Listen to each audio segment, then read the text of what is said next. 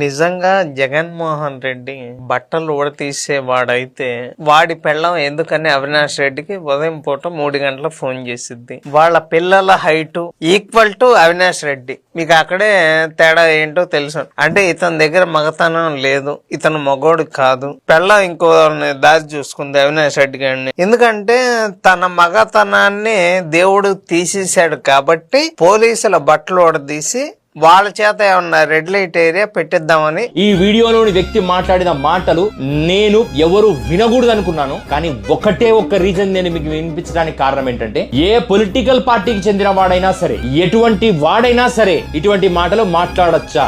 నీ తల్లి గురించి ఎవడన్నా ఇటువంటి మాటలు మాట్లాడితే నువ్వు తట్టుకుంటావా? నీ చుట్టూ, నీ ఇంటి చుట్టూ ఉన్న సమాజంలోకి పోయి నీ పక్కింటోడు ఏం మాట్లాడుకుంటున్నాడు, నీ ఎదురింటోడు ఏం మాట్లాడుకుంటున్నాడు, నీ ఇంట్లో మహిళల గురించి అని నువ్వు చెక్ చేసుకుంటే నువ్వు ఇంకొకరి గురించి ఇలా మాట్లాడవు. ఇటువంటి వ్యక్తులు ఏం చేయాలి? ఇటువంటి వాళ్ళని ఎవరు కట్టడి చేయాలి? పోలీసు వ్యవస్థ కట్టడి చేయాలి. వాడిని జనం మీదకి వదిలిన రాజకీయ వ్యవస్థ కట్టడి చేయాలి. సభ్య సమాజం కట్టడి చేయాలా? మహిళా సంఘాలు కట్టడి చేయాలి. మీరు మహిళా సంఘాలు, మీరు మీ నోరు తెరిచి మాట్లాడండి. ఇటువంటి వాడిని పార్టీలలో నియమించిన వారిని ప్రశ్నించండి. ఆడవాళ్ళు ఏ పార్టీలో ఉన్నా, ఏ స్థాయిలో ఉన్నా, we have to respect them. YS Rajasekhar Reddy కోడలండి ఆవిడ.